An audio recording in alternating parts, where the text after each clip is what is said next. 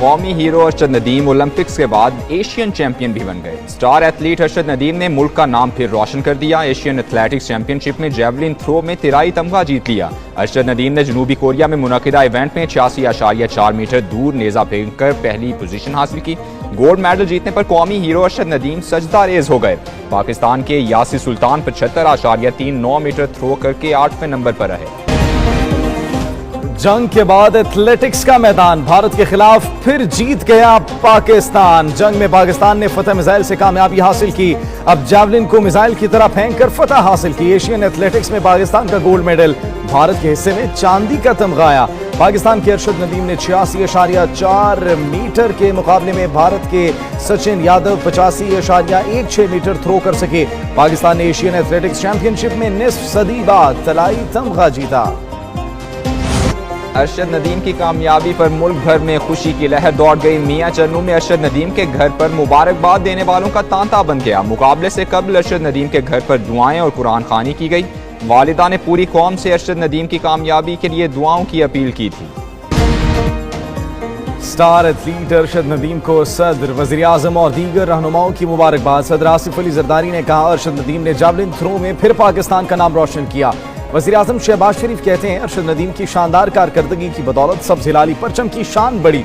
वज़ीर दाखिला मोहसिन नकवी, वज़ीर आला पंजाब मरियम नवाज, वज़ीर आला सिंध मुराद अली शाह की भी अरशद नदीम को मुबारकबाद। तर्जुमान सऊदी सफारत खाने ने कहा, अरशद नदीम सब पर भारी, फ़ख्रे पाकिस्तान को मुबारकबाद। पाकिस्तान ने भारतीय जारहियत का जवाब दिया और बाजी ही पलट दी। वज़ीर आज़म शहबाज शरीफ कहते हैं, फील्ड मार्शल आसिम मुनीर की पेशावराना सलाहियतों से पाकिस्तान को तारीखी कामयाबी मिली। पाक फ़ज़ाइया ने भारत में 7 हाई वैल्यू अहदाफ को निशाना बनाया। भारत को सिंतास मुआहिदा मुअत्तल करने की इजाज़त नहीं देंगे। भारत को जंग और सिफारती महाज पर भी शिकस्त दी। पाकिस्तान को दरपेश खतरात रिवायती मैदान जंग तक महदूद नहीं। वज़ीर आज़म का कमान एंड स्टाफ कॉलेज कोयटा में अफसरान से खिताब। शहबाज शरीफ अमन व अमान पर जरगे में भी शिरकत करेंगे।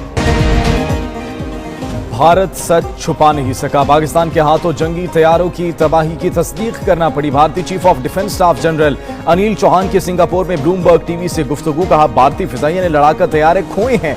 नंबर अहम नहीं होते, तैयारे गिरना अहम नहीं। ये जानना जरूरी है वो क्यों गिरे। अहम बात यह है गलती कहां हुई, क्या कोताहियां रही और किस वजह से तैयारे गिरे। भारतीय जनरल अनिल चौहान का तबाह होने वाले तैयारों की तादाद बताने से गुरेज। भारतीय फ़ज़ाइया की तरबियती और ऑपरेशनल शोबों में शर्मनाक नाकामी। गुज़श्ता 2 साल में भारतीय फ़ज़ाइया कई हादिसात का शिकार हुई। 7 मार्च 2025 को भारतीय फ़ज़ाइया को एक ही दिन में 2 बड़े हादिसात का सामना हुआ।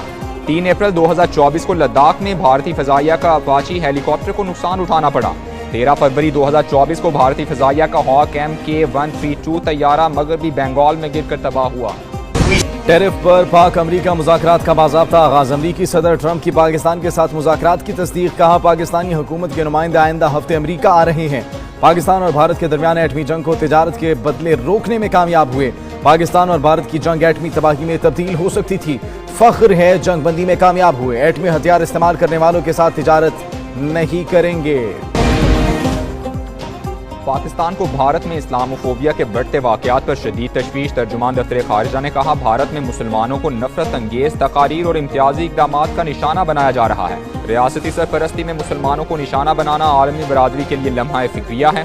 मजहबी नफरत अंगेजी का फ़रोग बैनुल अक़वामी इंसानी हुकूक की खिलाफ वर्जी है। भारत में बर्दाश्त और मुफाहमत की अशद ज़रूरत है।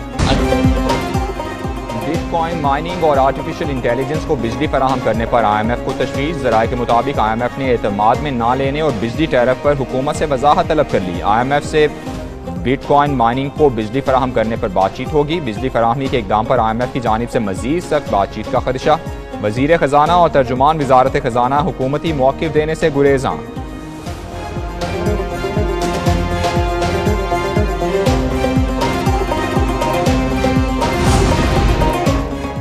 बानी PTI का पार्टी रहनुमाओं पर अदम एतमाद, एहतजाजी तहरीक चलाने और क़यादत खुद करने का ऐलान। सेनेटर अली जफ़र की बानी PTI से मुलाकात के बाद मीडिया से गुफ्तगू। कहा, तहरीक का मरकज़ इस्लामाबाद नहीं होगा, मुल्क भर में एहतजाज करेंगे। सड़कों पर आने के अलावा कोई ऑप्शन नहीं बचा। चंद दिनों में एहतजाजी तहरीक की हिकमत अमली तैयार हो जाएगी। बानी PTI जेल से बतौर चेयरमैन तहरीक को लीड करेंगे।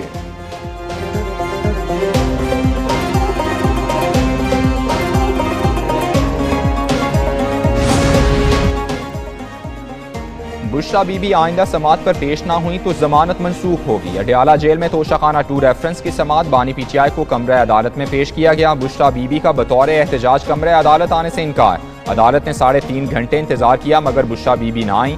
बुशरा बीबी की गैर हाजिरी के बायस 4 गवाहान के बयान रिकॉर्ड ना हो सके।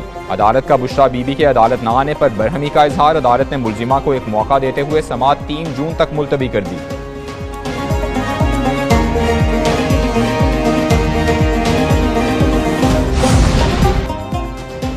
तहरीक इंसाफ के एमएनए और कारकुनों का पुरतशद्दुद एहतजाज दहशतगर्दी थी। इस्लामाबाद की इंसदाद दहशतगर्दी अदालत ने 9 मई को थाने पर हमला केस का तफसीली फैसला जारी कर दिया। कहा मुलजिमों ने थाने पर हमला और पुलिस पर फायरिंग की, मोटरसाइकिलें जलाई। एहतजाज आईनी हक है, सियासी सरगर्मी की आड़ में इदारों पर हमले नहीं कर सकते।